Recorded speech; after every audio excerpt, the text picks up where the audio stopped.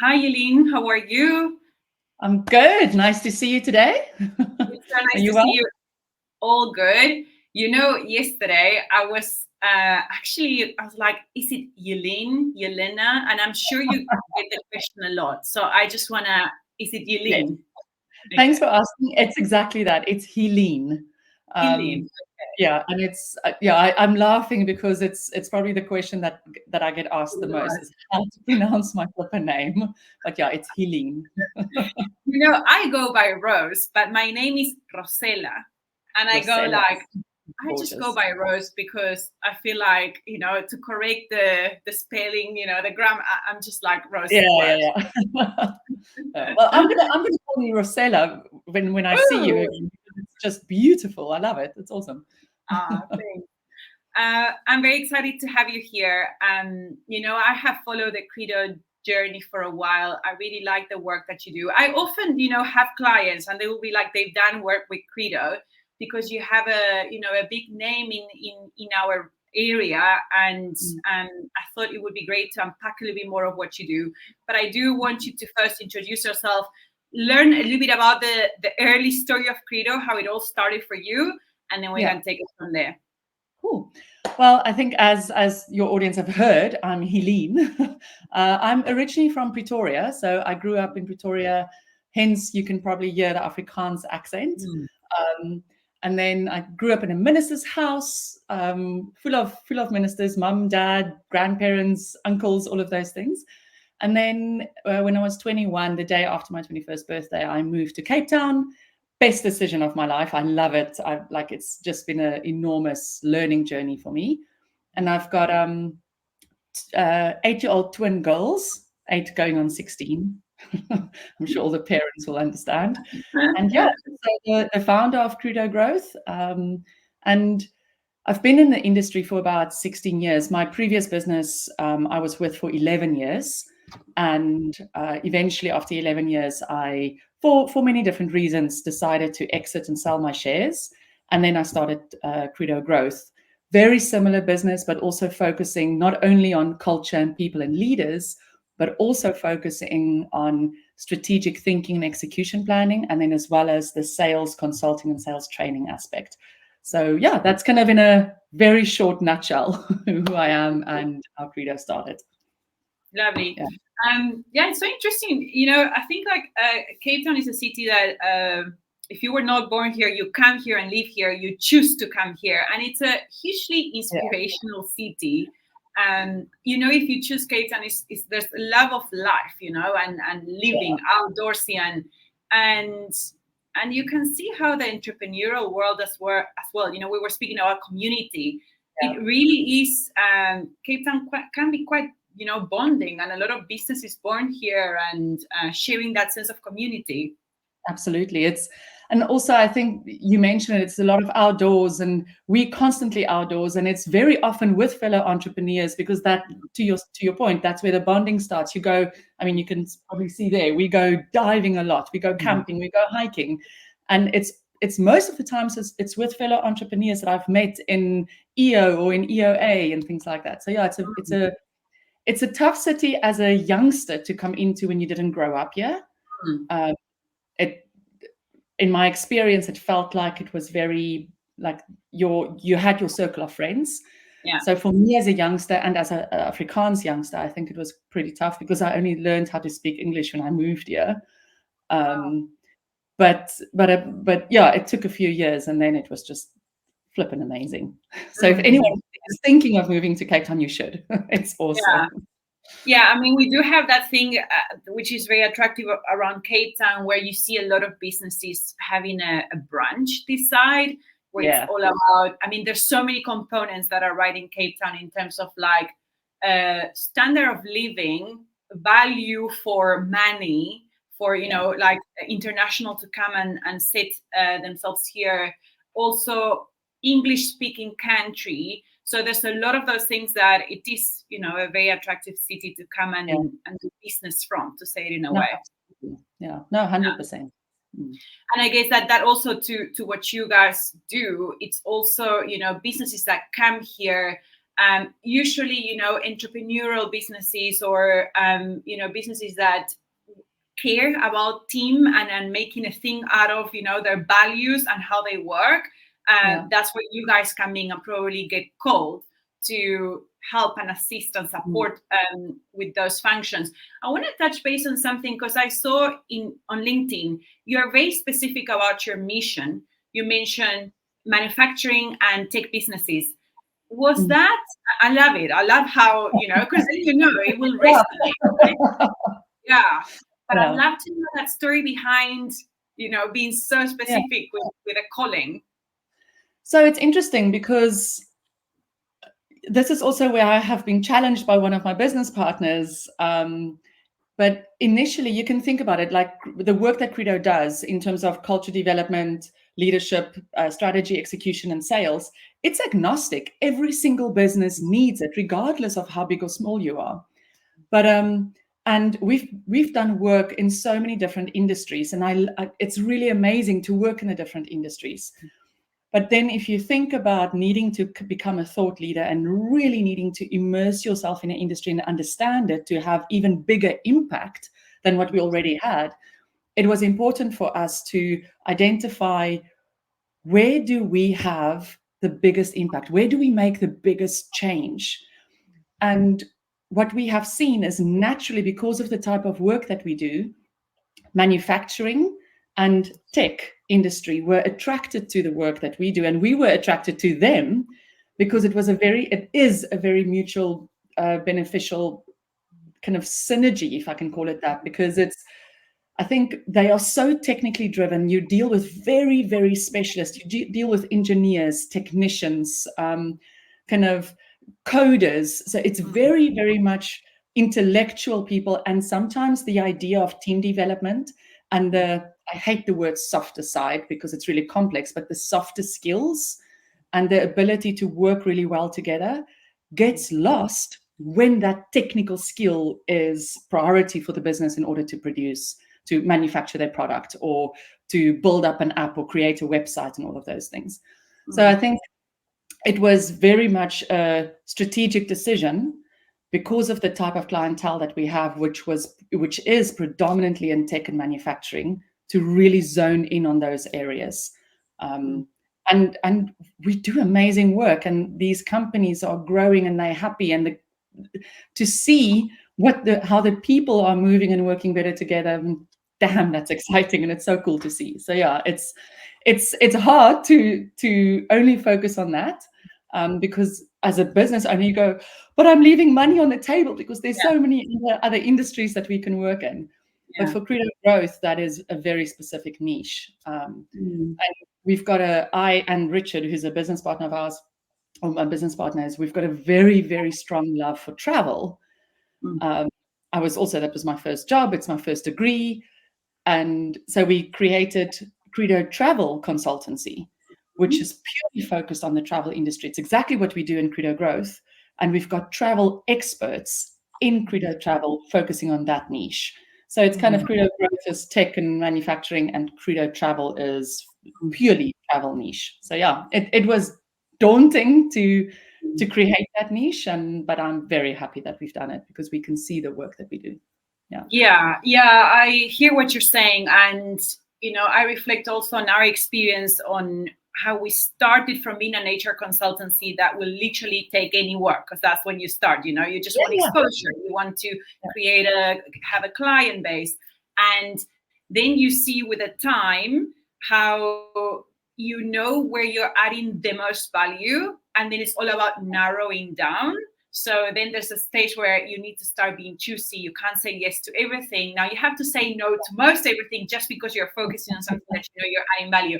And that can be a little bit of a, like scary move to make. But as you say, when you see where you add the most value and how you're the impact that you're making, then that's what gives you that strength to say, that's our path.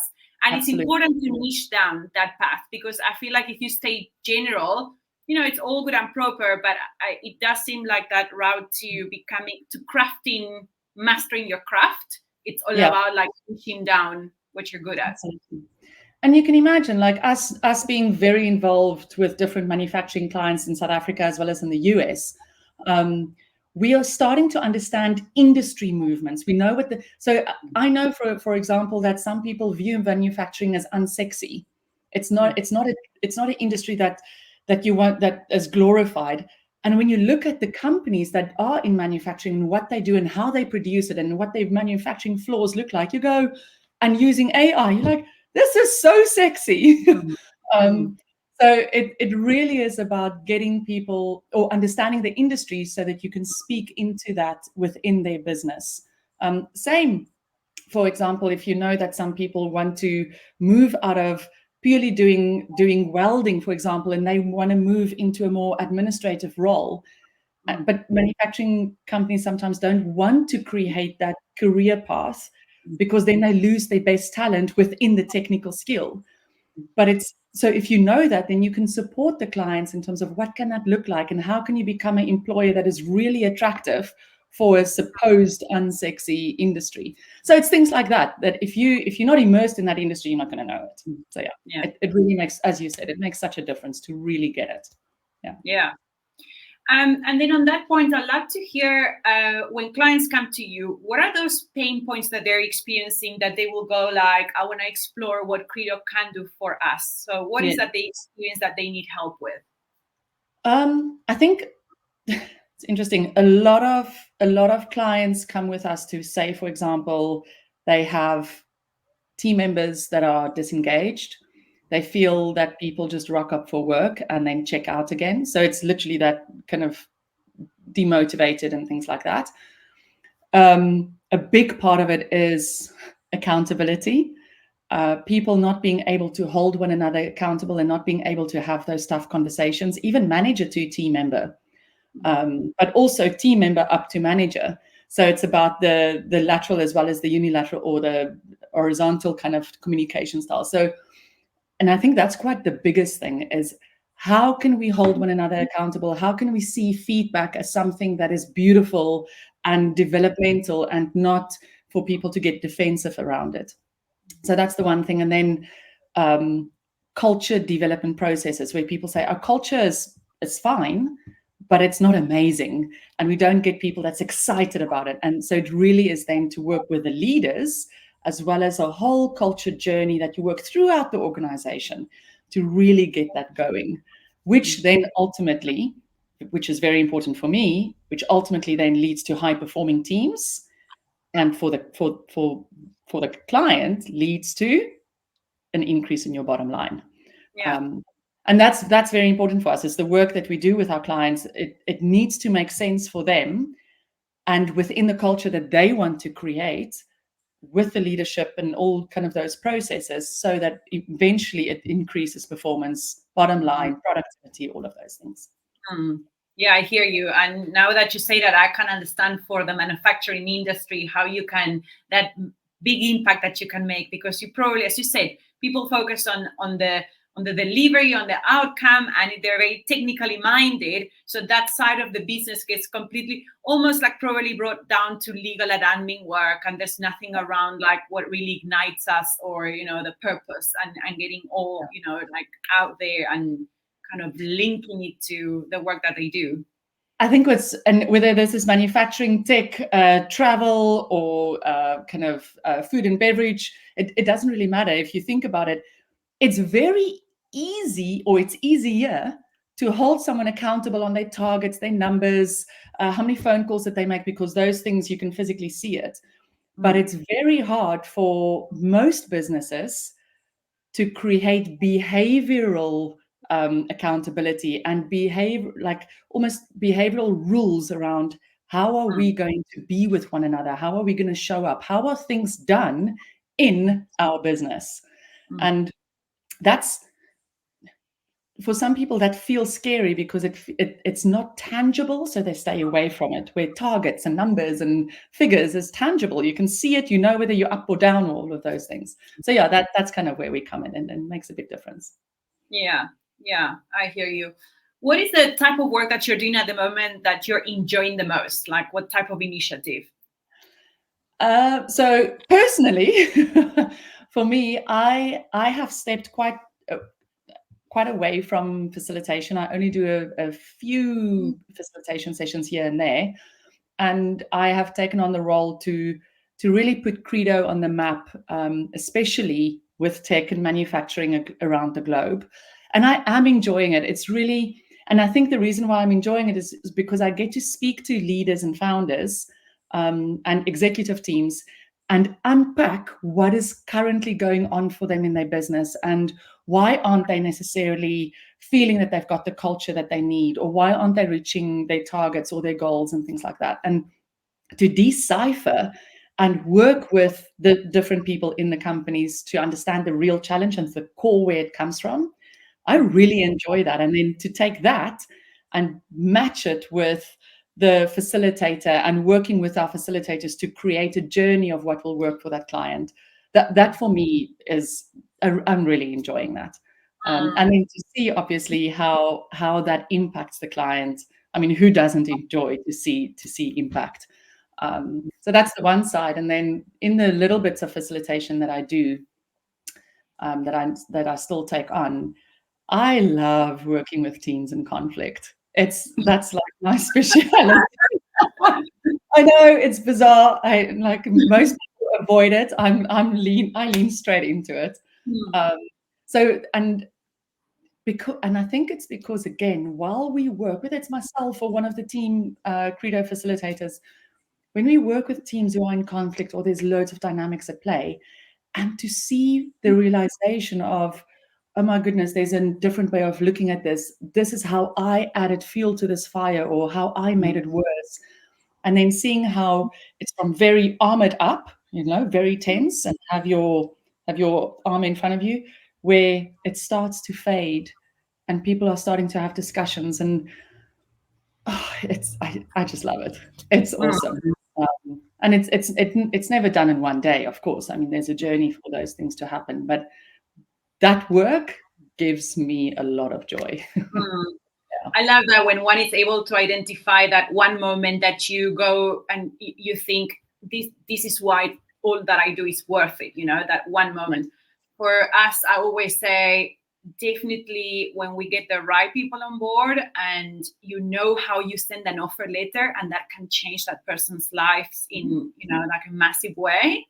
And the other moment that I really enjoy is promoting people, just like that kind of official moment where you go like, cool, you made the jump, you've done all the work and now you have this position.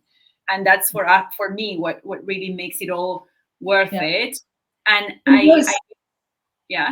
if you think about it, yes, you have impacted that person's life with that promotion or that job that they have just accepted with that offer letter. But that person has a family, or that person has school kids that they look after in their private time, and that impacts how they are being with them. And so if you think about it, it's a snowball effect of the one person impacts the other, and I guess that's how communities grow. And it's awesome to see. Yeah, it's lovely that you bring that to a conversation, because I do feel it's very much part of the South African conversation, that everything that we do needs to have an impact in the community. That's how we are wired. That's when you're adding value, and I think that's a massive competitive advantage. And I wanted to ask you, like the work that you do in the US, how different it is from the work that you do here, because I do think that's a massive competitive advantage that we have this side, that straight away we think of community and how what we do is impacting and for the better. So I just on what you were saying, when you're in that kind of conflict room, which most people will shy away from, but it's that there's the one sentence that you can see the person lower all their defenses, and you can see how some core beliefs were just like the ones that were guarding them, and then there was something said that unlocked that defense. It went down, and now this person is open, and you can make that kind of massive change, and they're open to hear. So that I'm sure that, because you spoke about it, it's behavioral change what we're looking for. So when that you managed to get to that point with people, that now it's possible. Yeah, no, totally. And maybe just also to add is, of course, with that behavioral change, there's maintenance that is required. But that's a journey that is also exciting for the person because they now understand the learning and the growth, and the relationship is growing. But with that relationship growing, there's always a little bit of friction because they're going through this own storming phase in a relationship, if you think about it, and working through all of that and really getting to know one another. So it's such a beautiful journey. I love it. Yeah, because I know what you guys do is not only a once-off. The once-off, I guess, is the impactful session, but then there's follow-up, which I think it makes it for like if you want sustainable solutions, you have to have that journey that you walk with people because they will stumble upon things. They might go backtrack to previous behavioral patterns. So you want to be there for them in that journey. Yeah, no, absolutely. And like we can't do the work that we do in 1 or 2 days because it's behavioral change, right? It's mindset shifts and things like that. So it is a journey. We hardly ever do just a once-off workshop or something like that, just because we know the impact is going to last 2 weeks of motivation and then it goes down again. Yeah, I hear you. We actually had a stat on that front where it comes to like people misaligning, you could say it in that way, where they're just drifting apart because they're just not seeing the same picture or just kind of seeing the other side of what the other one is seeing. If you don't align with people like soon enough from when the misalignment is starting to happen and things just snowball, you mentioned that as well. And then it gets to a point where it's so reactive that only legal proceedings is what the next thing to do. There's only there's a 67% chance that person will have to leave the business, either resign or be terminated, or a resolution that means that person is not in the picture anymore. And that's quite sad because it meant that you actually lost on a lot of opportunities to align back, and it's already too late. So how important for a business to identify as early as possible when things are not going right and get interventions like yours to bring alignment? It's going to be almost kind of cliche if I say it is absolutely superly crucial. But if you think about it, the longer you wait to do something, the more emotions are being put into the pot. Or if you think about a chasm, okay, so that big chasm is just filled with emotion after emotion. And then if you eventually decide to do something, now you need to go all the way back to where it started and work through every single thing, because people are holding grudges and people don't forget. That's the interesting thing. Is when things go well, like, things go well, it's amazing.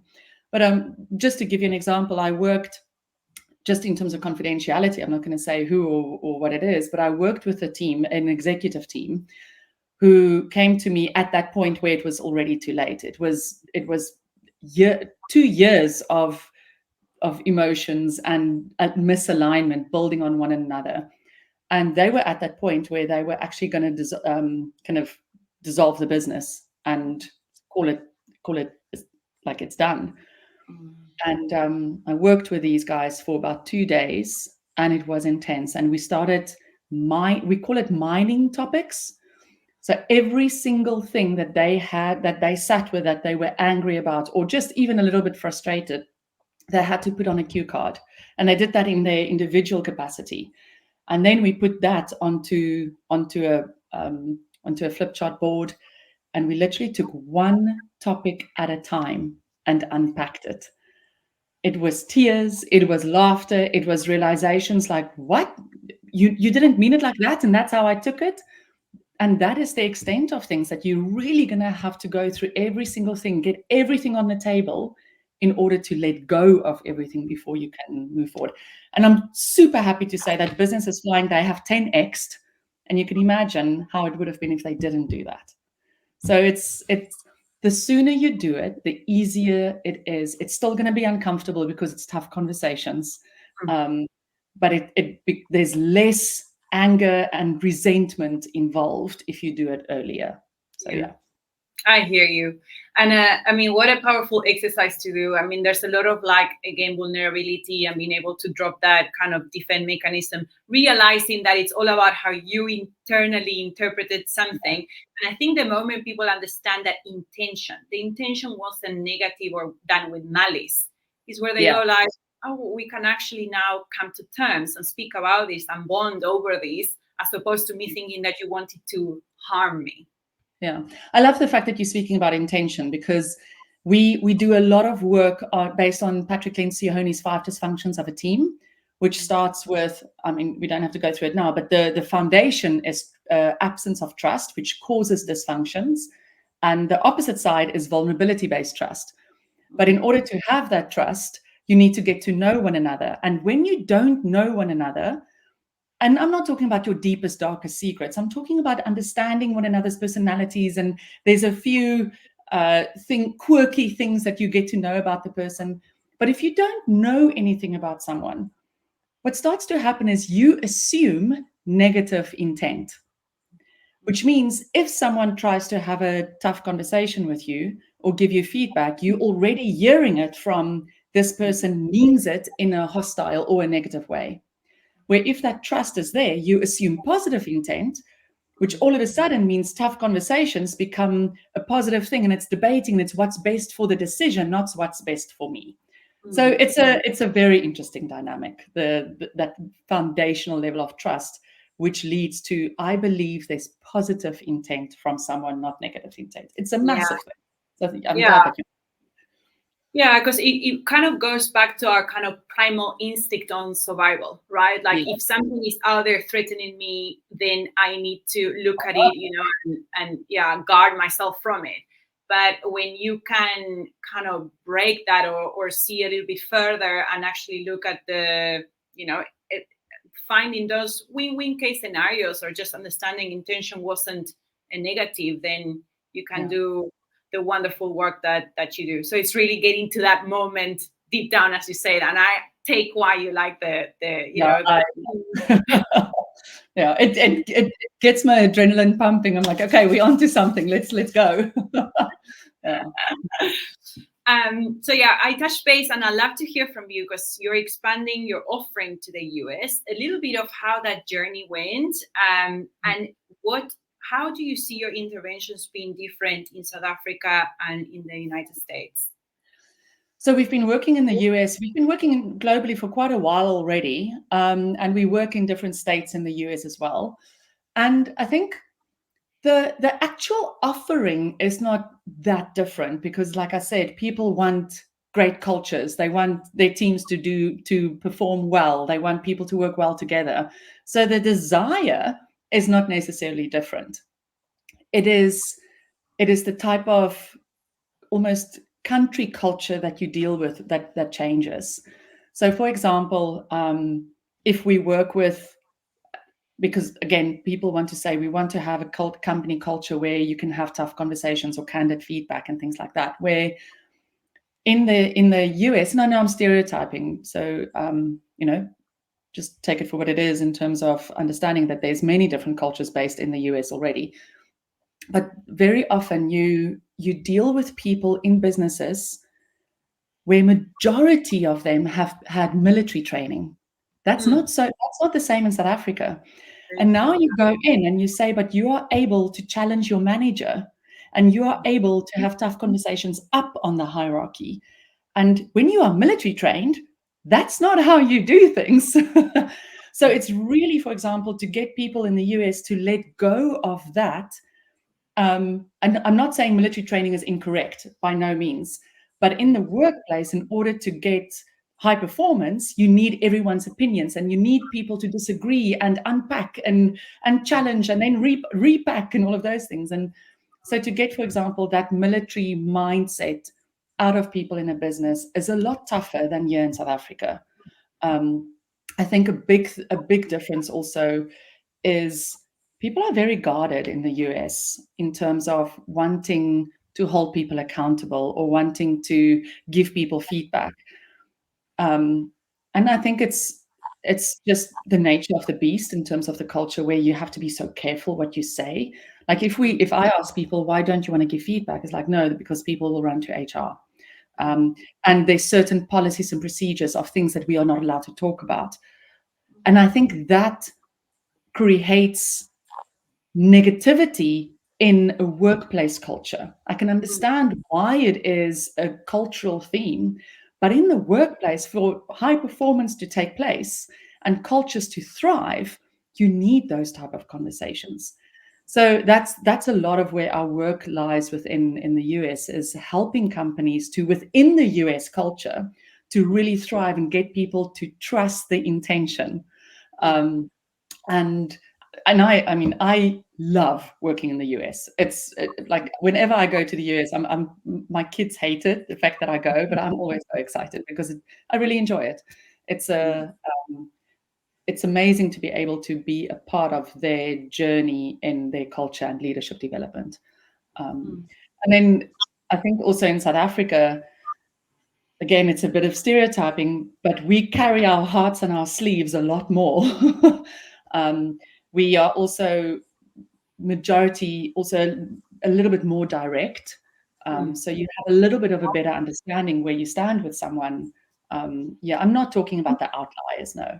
And whether you're extrovert or introvert, we South Africans tend to be a little bit more open around what goes on for them versus the UK. Yeah, I feel like here you make the invitation, and then people will, eventually able to communicate, say what needs to be said. I do find it's quite a nice balance here as well, because I come from the very opposite experience Yes. in Latin America, where there is completely the opposite work. People are clashing all the time, voluntarily clashing and just offering opinions, and the work is more like, let's keep it to ourselves and let's just think about what are we putting out there that's actually constructive in nature and makes us move forward, right? So very interesting. What I also find makes that culture in a business also has an influence in it is the legal framework of the countries.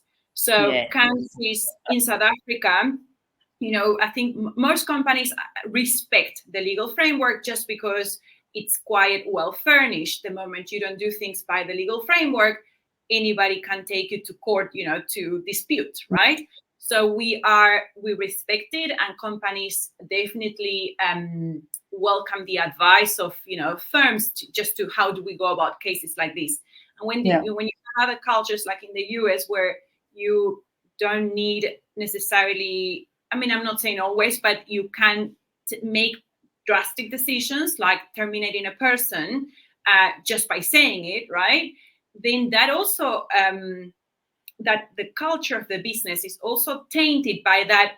I can only imagine fear, but maybe you need to correct me if I'm wrong here because you're the one doing the work there. But if you're always thinking, right, like very performance driven, very output driven, the moment you don't do something that someone was unhappy with, you literally can lose your job from one day to the other.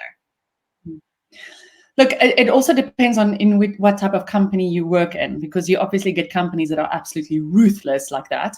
And then you get companies like one of our clients, and I'm sure they won't mind if I mention them, Vega Americas. I am in awe with how that business is run and how they really focus on, hey, if you're not working well in this team, where can we find a spot where you will thrive? So again, it depends a little bit on the type of organization that you work for in the US. But in the US, you also have something that's called employed at will. So you go in and you say, I think it's called employed at will, where you acknowledge that if you don't do your job, then the company can just let you go on the spot there. We don't have that in South Africa, where it is like, if you fire someone, it is going to be days and days and days and maybe months at CCMA and court and all of those things, rightfully so. But so there is that idea of it's easier to lose your work in the US. I also think that there's sometimes also people with such great skills that there's almost that tendency of, so what? I'm going to find a job very quickly. Where in South Africa, that's a very different story. Um, yeah, I think the fear is survival fear. And I can't speak for Americans themselves, but that extreme focus on making sure I do good work. If you a B or C player who's not really that excited about your work and wanting to do good work, I can imagine that would be quite different for a South African versus a US based team member. Yeah, that is very interesting, because I think there's also definitely that culture of accountability that you mentioned, and I think also a little bit more, like to think, not like the outcome is not terminal, right? Like there will be options, there will be things out there.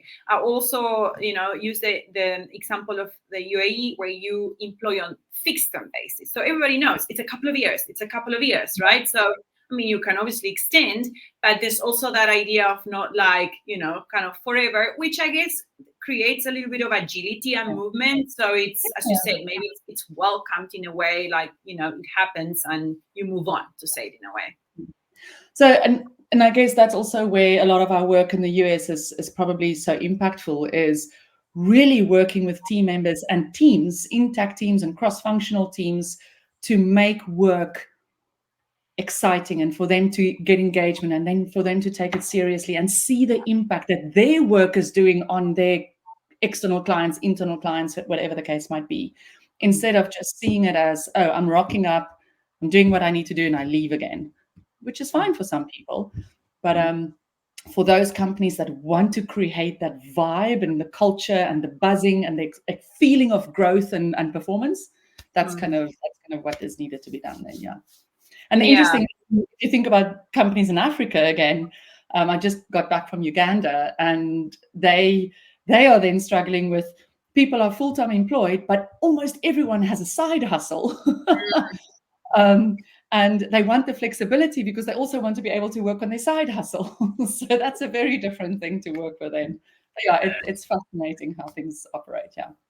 Yeah, it really is. And I think it's all about shaping that kind of the future of work. And, we saw with COVID how a lot of conversations that were not welcome in the workplace all of a sudden had to be welcome, like remote working and flexibility with, flexible hours of work. And I think now when you say, side hustles, like, why would companies maybe not welcome that instead of saying, like, signing and kind of, a restraint of trade clause in your contract, make it your competitive advantage, where you actually welcome the side hustle. You actually have a pool of side hustles that people can choose from and integrate it to your company culture. So yeah, I think what happens a lot with leaders having to okay a side hustle with their team members is, it's more the concern of, when you rest, when you're not at work, you're supposed to rest. So that when you come to work, you can bring your best self to work, because that is what the company pays for.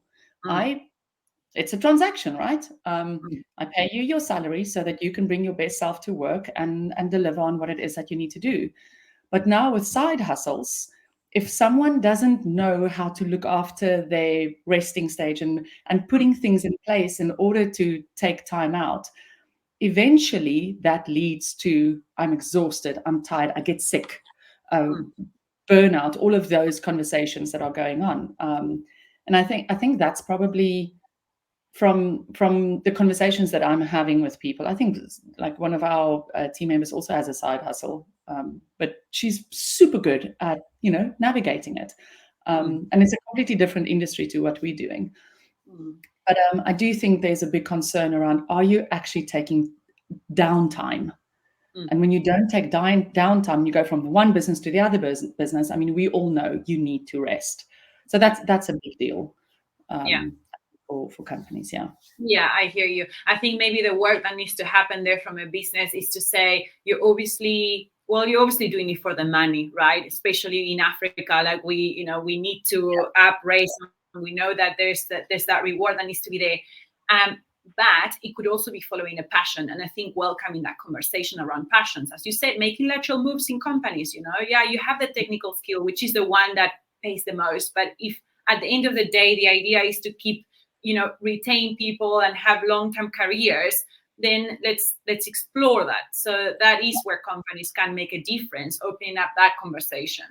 Yeah, no, absolutely. And there's ways of almost like indirectly supporting the person and giving them the skill of resilience, and also how to have, I don't like the word work-life balance. It's my pet hate. But how to integrate your work and your life so that it works for you at the stage of where you are at. But again, that takes a different mindset. It takes very open, candid, and honest conversations for both parties to feel at ease with that. Yeah, completely.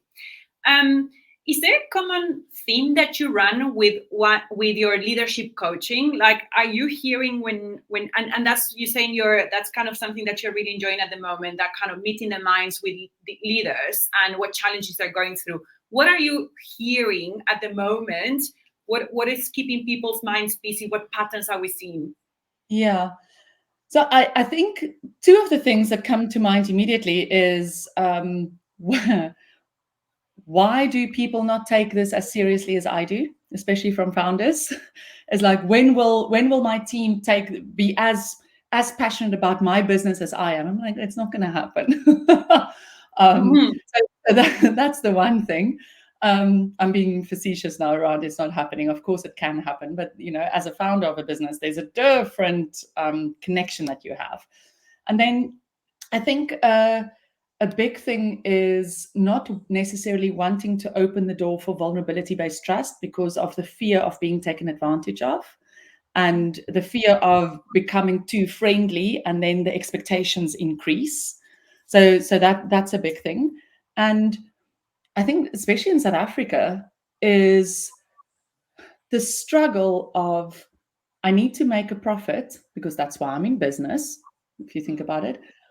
But I also understand that there's salary increases and the stress of what economic chaosness is going to come that we don't know yet about. And can I look after my team? Can I not look after my team? So that creates a lot of stress in the back of the mind of founders and leaders. So it's very much around looking after their people. Will they have the ability to do that if there's another economical crisis or kind of COVID scenario that happens? And then a big thing, which I really am grateful for, is how do I get my team to develop and to get to high performance? And that's obviously, that's right up our alley. But it's awesome to hear more and more leaders wanting to know, how do I lead my team? How do I facilitate a process like that? Because it sounds like there's a sense of responsibility coming for leaders to really want to make sure that their culture is amazing. Yeah. So that's kind of so basically everything that we touched on today is kind of the topic that are coming up. Yeah, and I think it's definitely, it shows you the landscape of complexity and how much pressure is on at the end of the day. And I think what happens with leaders is that they're the ones that ultimately the ball stops with them. That pressure is with them to make it happen for everybody. And I think as much as you can, there's also that fine line that, yes, it's good to communicate and to empower with business knowledge everybody. But I also heard one of my founders, which I thought it was really interesting. She was saying, there's only so much that people can cope with, right? Because you also don't want to, that people can crack under that type of pressure. I mean, if you're not the founder of the business, the leader, then maybe one of the advantages is that you don't have that pressure. Yeah, as long as you do what you have to do and things are going well. So I think that's an interesting one, because I've always been an advocate of share as much as possible, empower people with business knowledge. They're going to be much more on board with you and, long term. But at the same time, something interesting to understand for permanent employment is that actually you don't need to crack under that pressure of making a business happen. What's your take on that? So I think, I mean, there's sharing business knowledge, and then there is equipping people with skills. And yes, I mean, that's, if I understand you correctly in terms of what you mean around it, sometimes it's too much that people can handle around the business, all the business topics and what's going on in the business and all of those things, and expectations of them having an entrepreneurial mindset inside of a business. I think we call it intrapreneurship. So it's almost identifying who really enjoys that kind of stuff and then get them involved in it. But I do find that the need for companies to invest in their people and equipping them with specific skills. Like if you, for example, expect your people to have to be able to create their own OKRs or KPIs, if you talk about a business topic now, I think a lot of people say, go and do it. You have to teach them how to do it. So there is time and energy and money that needs to be spent in order to equip your team to be able to think business. Not everyone has had business science or economics at varsity. So what is expected needs to be followed by skills development, and then people will be able to start coping with it. It's this whole idea of, oh, we need to have tough conversations in our business, and then say, you need to start doing it in meetings. No one knows how to do it. Everyone is scared because I don't know how to construct my sentence when I have a tough conversation. So that's kind of what my take on it is. It's great for founders and leaders to have certain expectations of how the people in their business should show up. But then the founder and the leader, you need to invest in them and equip them with the skills to do what it is that you would like them to do. I don't know if that makes sense in terms of what I'm saying. Yeah, that makes a lot of sense. And I actually had that experience yesterday where I think because we're HR, we brief these things, and then you forget that even like managers don't necessarily, like would be able to do it on their own. You do need to walk with them. This was related to like actually just creating a new job description. Like the organizational design is changing. We need this role to perform different. I was like, okay, can you give me the JD? And then I could see, okay, let's walk you, step by step. We're gonna do it together. So yeah, I hear what you're saying. And I think it's, I mean, you've had a chat with Justin, my business partner, a while ago, and you also hear from clients, for example, say, no, please come and help us do a strategy. And then he's like, okay, cool, he'll definitely do it because that's kind of the business aspect of it, the strategy and the execution plan. But there's still an element where he needs to explain to people, how do you even think about strategy? How do you think about an execution plan? Because we can't expect in the session for people to come up with their OKRs and their execution plan if we don't explain how it is done. Same with a job description. Where do I start with a job description if they don't know? So yeah, it's an interesting kind of double-edged sword, I guess. You want it, but you've got to invest in it to get it. Yeah. And I guess that when you do invest as a founder in these resources and creating this mindset in your business, then I guess that is the path to having solid teams that can eventually, because I mean, I guess also for all founders, the nice thing is that, someone can eventually take over your job and you then become more on the advisory side.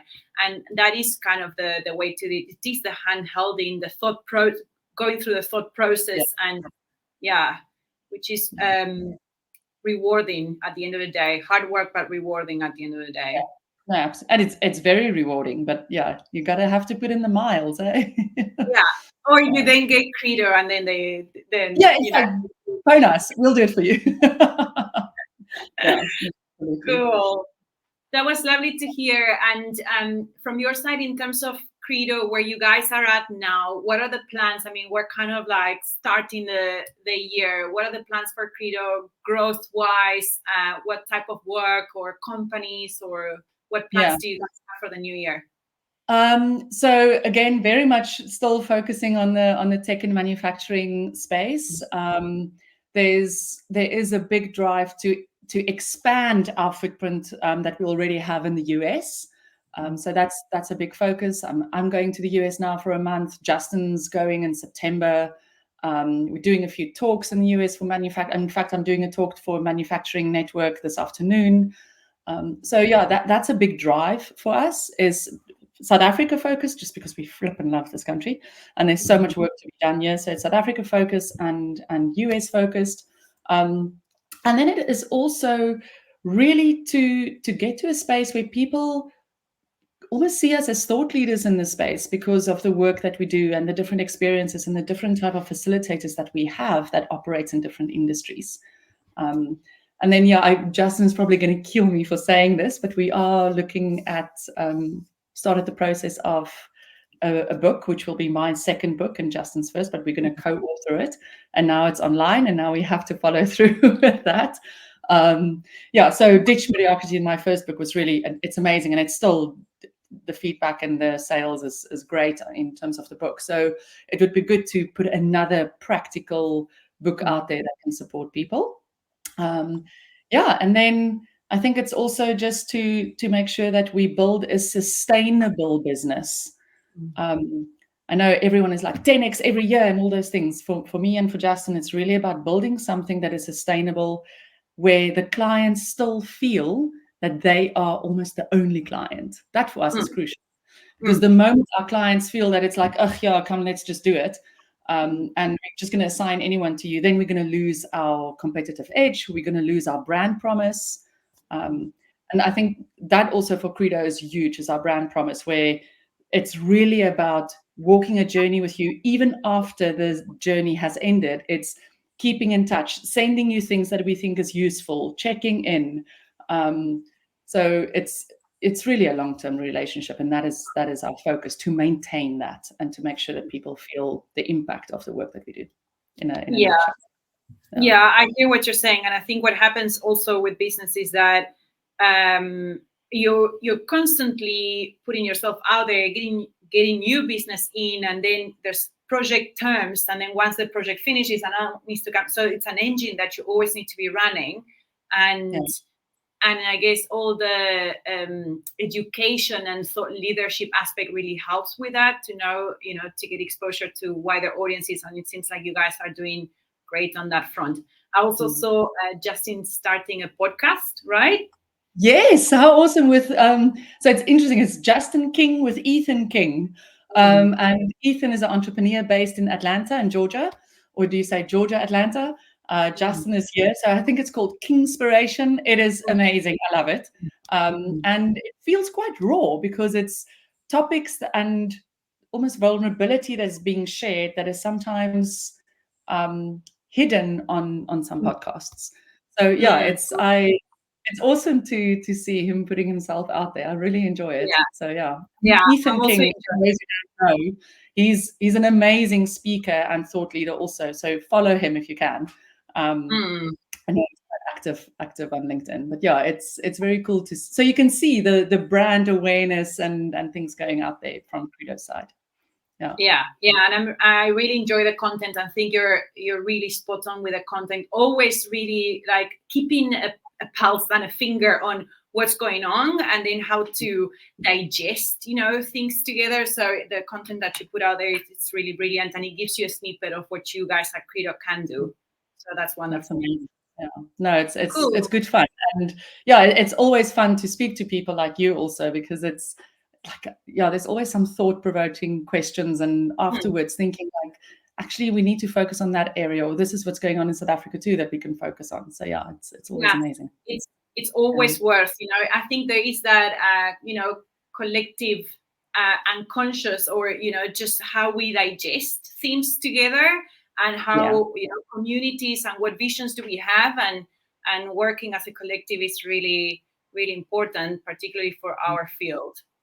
Yeah, no, totally. And you mentioned earlier the impact that you have on people because you're able to give them an offer letter or a promotion, and that impacts lives, and people are able to grow and move forward with them. So that's awesome. Exactly. It's all about really, the upskilling, taking people forward, using work also as an enabler of, like, I always go back to the concept of work provides dignity. It's actually from Freud, from my back in the day studies psychology.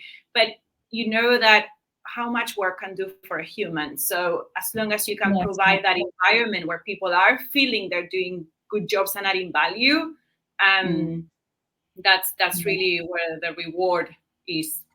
And oh man, I mean, you in this country as well. So, and I guess that's where I get so frustrated and angry is when you see the the impact that the job market has and the joblessness that's happening in South Africa, unfortunately. Yeah, I hear you.